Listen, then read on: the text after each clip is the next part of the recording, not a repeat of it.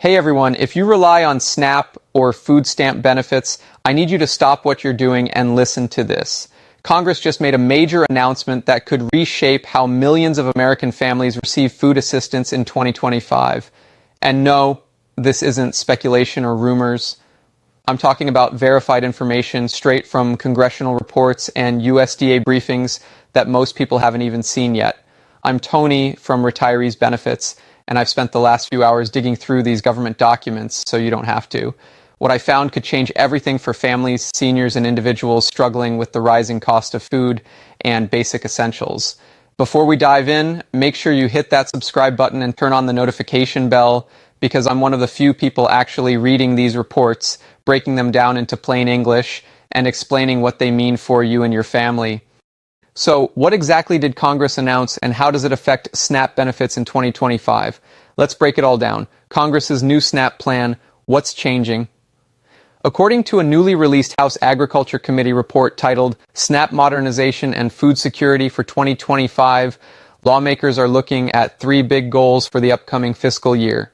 First, they want to address what they're calling food insecurity gaps, meaning too many families are still going hungry even while receiving benefits. The report shows that over 26 million Americans are experiencing what's classified as mild to severe food insecurity, and that includes working families, seniors on fixed incomes, and even veterans. Second, they're focused on benefit adequacy. Right now, the average SNAP household receives around $213 per person per month, which is no longer keeping up with inflation and grocery prices. Congress wants to fix that by adjusting the Thrifty Food Plan, the formula that determines SNAP payment amounts.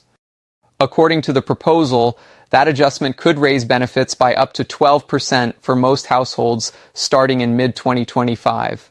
And third, Congress is looking at what they call automatic stabilizers.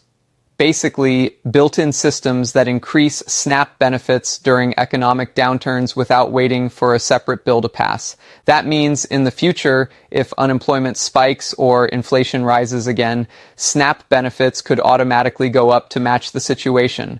That's a big deal, because it means families wouldn't have to wait months for new legislation or emergency approval. Help would arrive faster when it's needed most. Who this impacts the most? The congressional report goes even deeper, breaking down exactly which groups are struggling the most right now. Single mothers are at the top of that list. The report found that nearly 70% of single-parent households headed by women are facing what's called nutritional instability. That means they often have to skip meals or cut portions just to make ends meet. If you're a mom watching this, please hear me. You are not failing. The system is failing you. Veterans are another group Congress highlighted. Despite multiple programs meant to support them, around 1 in 4 veteran households report difficulty affording enough food each month. Congress members from both parties have stated they plan to prioritize veterans and their families in this next round of SNAP reforms. The report also calls attention to disabled Americans. A direct quote reads, "Households with disabled family members experience food insecurity at rates 40% higher than the national average." Think about that.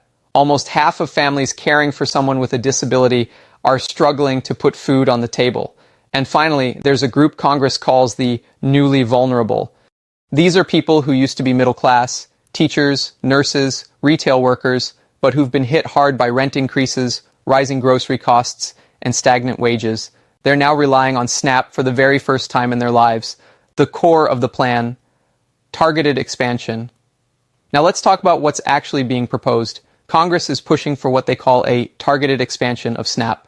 Instead of a one-size-fits-all approach, they want precision targeting, focusing resources on groups most in need, households earning under $45,000 per year, families with children under 18, seniors living alone, and individuals receiving disability benefits. Here's the part that surprised a lot of people.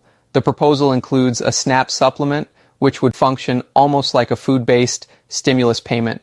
According to draft outlines, families could receive quarterly top-ups, additional funds every 3 months, during times of high inflation or economic instability. The suggested amounts are $150 per individual, $250 for heads of household, and $100 per child, distributed on top of existing SNAP benefits. That means a single mom with 2 kids could see an extra $450 every quarter, or $1,800 over the year. If passed, this would mark the first time in U.S. history that SNAP benefits included recurring supplemental payments outside of declared emergencies. When could it happen? According to the report, the Agriculture Committee wants Congress to act on this by the end of Q2 2025, meaning by June. If the bill passes on schedule, the first boosted SNAP payments could start showing up as early as August or September 2025, but there's a reality check here. Even though there's growing bipartisan support for this plan, there are still debates about budget limits and inflation risks. Some lawmakers argue that increasing SNAP spending could raise food prices further, while others, including several economists cited in the report, argue the opposite, that SNAP is one of the most effective ways to stabilize local economies, especially rural communities and small towns. Why? Because SNAP money is spent immediately at grocery stores, farmers markets, and local businesses. That spending keeps jobs alive and communities afloat. Immediate actions families can take now. While we wait for Congress to finalize these changes, there are real steps you can take right now to make sure you're not missing out on benefits. First, check your SNAP eligibility and recertification status. Many families lose benefits each year simply because of paperwork errors or missed deadlines. Visit your state's SNAP website or call your local Department of Social Services to make sure your case is current. Second, look into emergency food programs in your state. Many states are using leftover pandemic funds to create temporary food relief programs for families still struggling. Third, don't forget about other support programs. The report mentions expanded funding for WIC, school meal programs, and food distribution initiatives for seniors. If you qualify for one program, there's a good chance you qualify for others too. Fourth, stay informed. Congress will likely hold hearings in the coming months about SNAP modernization, and that's when key details will emerge, like exact payment dates, eligibility thresholds, and benefit increases. And finally, if you're facing an emergency, like you've run out of food before your next payment, please reach out to local food banks or community aid groups. Many of them are now directly linked with SNAP offices and can provide short-term help within days, not weeks. The bigger picture. Look, I know a lot of people are tired of waiting for help. You've heard promises before and sometimes they don't come through, but this time feels different. This isn't about election promises, it's about policy experts and lawmakers recognizing that hunger is still a massive issue in America. When a bipartisan congressional committee puts language like automatic benefit increases into a report, that's a strong signal that real change is coming. And there's one more piece of good news. Several states aren't waiting for Washington.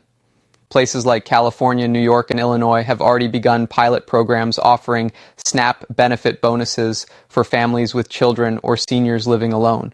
Those state-level successes are part of what pushed Congress to act now.